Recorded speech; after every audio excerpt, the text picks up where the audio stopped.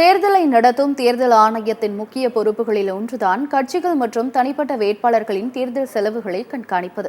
அதை பற்றி சுருக்கமாக இந்த தொகுப்பில் காணலாம். இந்தியா முழுவதும் 18வது நாடாளுமன்ற மக்களவை பொதுத் தேர்தல் விறுவிறுப்படைந்துள்ளது. 7 கட்டங்களாக நடக்கும் இந்த தேர்தல் ஏப்ரல் 19ஆம் தேதி தொடங்கி ஜூன் 1ஆம் தேதி வரை நடக்கிறது. இந்த தேர்தலை நடத்தும் தேர்தல் ஆணையத்தின் முக்கிய பொறுப்புகளில் கட்சிகள் மற்றும் தனிப்பட்ட வேட்பாளர்களின் தேர்தல் செலவுகளை கண்காணிப்பதும் ஒன்று. கட்சிகள் எவ்வளவு செலவு செய்யலாம் என்ற வரம்பு இல்லை என்றாலும் போட்டியிடும் வேட்பாளர்களுக்கு அந்த வரம்பு உள்ளது. 1951-52 நடைபெற்ற முதல் பொது தேர்தலில் மக்களவை வேட்பாளர்கள் அதிகபட்சமாக 25,000 ரூபாய் மற்றும் சில வடகிழக்கு மாநிலங்களில் ரூபாய் 10,000 மட்டுமே செலவு செய்ய அனுமதிக்கப்பட்டனர். வேட்பாளர்களுக்கான செலவு வரம்பு என்பது பல ஆண்டுகளாக தொடர்ந்து உயர்ந்து வருகின்றது. அதன்படி இந்த தேர்தலில் போட்டியிடும் வேட்பாளர்கள் மக்களவை தொகுதிகளுக்கு ரூபாய் 95 லட்சம் வரையிலும், சட்டமன்ற தொகுதிகளுக்கு 40 லட்சம் வரையிலும் அதிகபட்சமாக செலவு செய்ய முடியும்.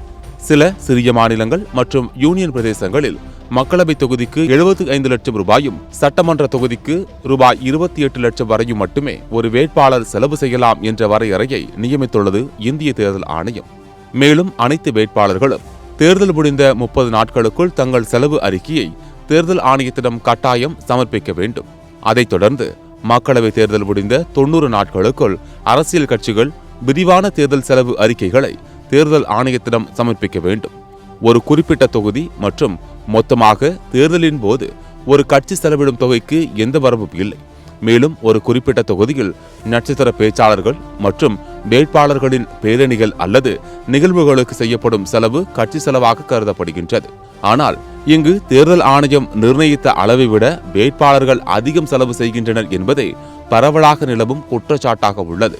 கடந்த 2019ஆம் ஆண்டு நடத்தப்பட்ட மக்களவைத் தேர்தல் இதுவரை இல்லாத அளவிற்கு தேர்தலில் வேட்பாளர்கள் மற்றும் கட்சிகள் சேர்ந்து சுமார் 55,000 முதல் 60,000 கோடி ரூபாய் வரை செலவிட்டிருக்கலாம் என்கின்றன ஆய்வு முடிவுகள்.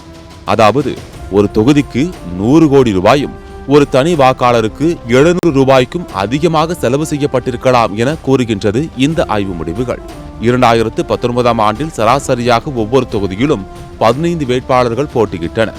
அதாவது கட்சிகளும் வேட்பாளர்களும் சேர்ந்து ஒரு தொகுதியில் சராசரியாக 7 கோடி ரூபாய் வரை செலவிட்டுள்ளனர் என்கின்றது இந்த ஆய்வு முடிவு. இந்நிலையில் 2024ஆம் ஆண்டு தேர்தல் செலவுகள் 2019ஆம் ஆண்டு செலவிடப்பட்டதை விட மிக அதிகமாக இருக்கும் என கணித்துள்ளனர் பொருளாதார வல்லுநர்கள்.